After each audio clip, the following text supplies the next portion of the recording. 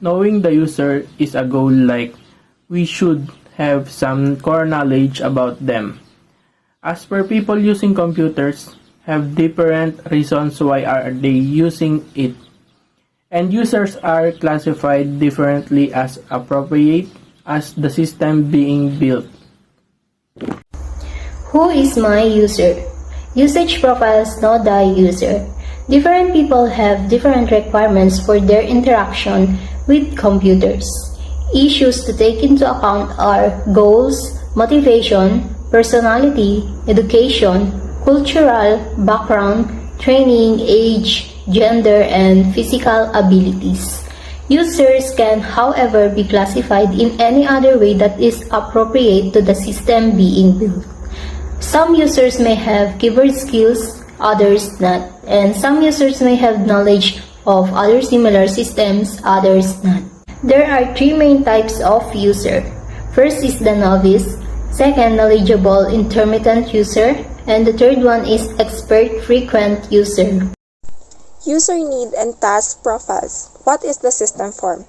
The user and task profiles are the criteria that a service must meet in order to meet the user's needs and provide the desired results.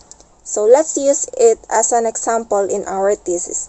Before we perform any research, we must identify the users who will gain the most for the system.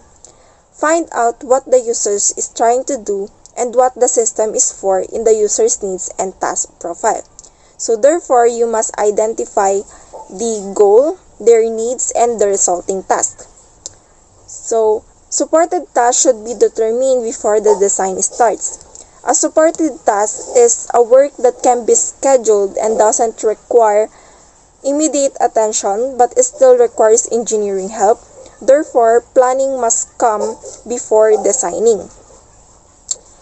Functionality should only be added if identified to help solving tasks. As a result, you must incorporate the functionality if you want the system to serve its intended goal of assisting users in finding solutions to their current problems.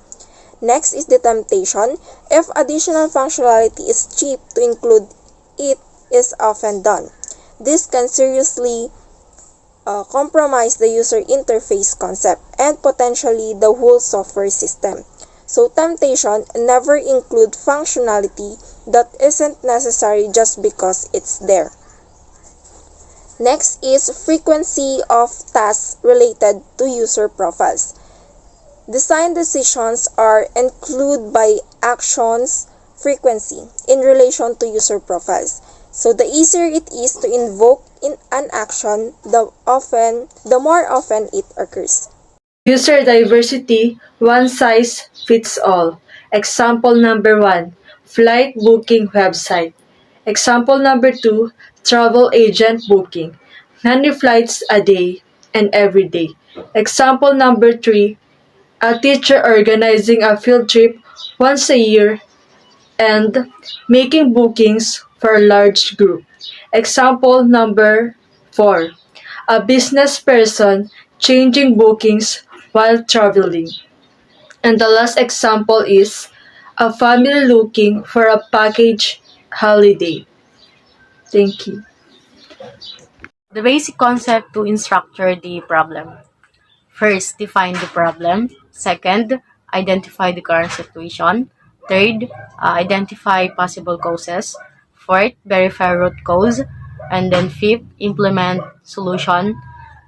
And then lastly, we have the monitor for success. Then usage profiles. It defines the sets of object types, software component version, and business modeling filters that you can use. The next, task profiles. It defines the types of activities or tasks an administrator, a user, or a team of users can perform in the system. Then, task frequency analysis, the systematic study of how users complete tasks to achieve their goals. Classifying user. User can, however, be classified in any other way that is appropriate to the system being built. In the classifying user, there are three main types of user. Number 1, novice. For the novice, user of system progress is slow. Why? Because of the limitation of working memory. In the novice, chunking is almost entirely absent. System used by novice require more feedback and more opportunities for closure. Second one is knowledgeable and intermittent user. This user need consistent structures, good help facilities, and good documentation. And lastly, expert user. These users have fast response time and will require brief feedback. Experts organize their knowledge according to a higher conceptual structure. They can recall more than novice because their knowledge to chunk. Research the frame of reference. A frame of reference is a set of coordinates can be used to determine positions and velocities of objects in that frame. Different frames of reference move relative to one another. For example, when you see a ball roll down a street, you can tell the ball is moving because the frame of reference is the street, whatever may be on the side, on the roads, or the earth. All of these are frames of reference. All measurements of motion will be compared to a frame of reference. So what is end user? End user are those people who are responsible to generate customer requests from any source such as help center, Facebook, email, or etc. Also, end user are responsible for protecting the information resources to which they have access. Their responsibilities cover both computerized and non-computerized information and technology devices. It is the person who ultimately use the system for the purchase of product or services. End user also is a entity that consume or makes use of goods or services produced by businesses. For example, sa thesis, kung sino yung gagamit sa system na develop or na propose.